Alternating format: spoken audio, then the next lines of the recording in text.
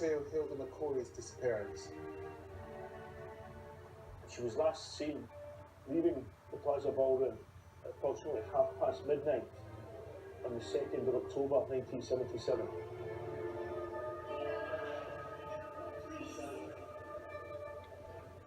Hilda's body was found approximately 12 hours after her last sighting.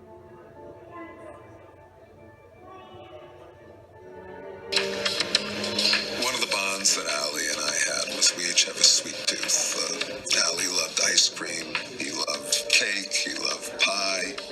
I make a very good hot fudge sauce from scratch. Ali ate his portion. He asked for more, ate the second portion. Then when he was done, he picked the bowl up and he licked it.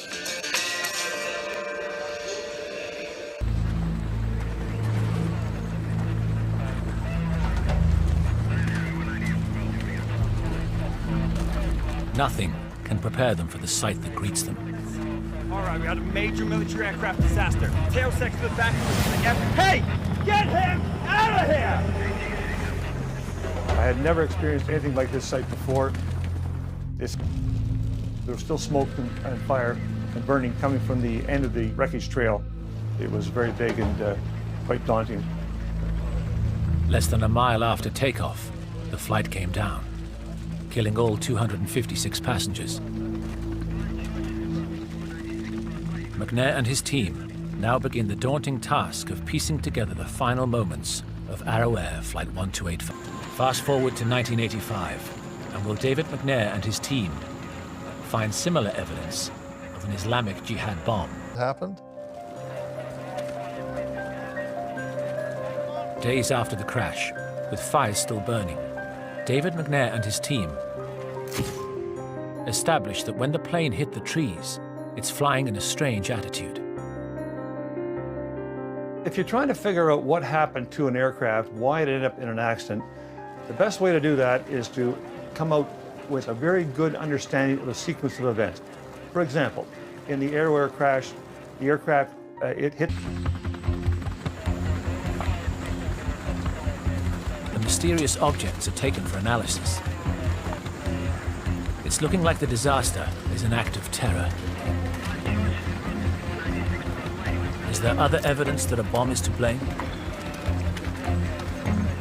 Tragically, investigators have cases stretching back decades to learn from, including one of the most shocking incidents in US aviation history that taught them when a plane is brought down by a bomb, the fingerprints of the explosion can be found.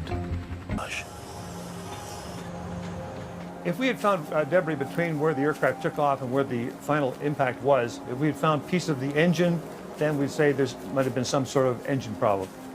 Or panels had come off. These are all things that would indicate that, that the aircraft had had some perhaps structural damage or something else. But this time, there's no hint in the debris pattern that the military personnel have been the victims of a bomb. We didn't find any pieces that would indicate that was the case. Nothing had come off the aircraft. To be absolutely sure, fragments of the fuselage are tested for the chemical fingerprints of a bomb. It was done for certain parts that were pointed out as possibly suspicious, and those parts were tested in labs for residue. None was found. The post-mortem of the victims is also used, where they're x-rayed and see if there's any shrapnel that could indicate an explosion on board. And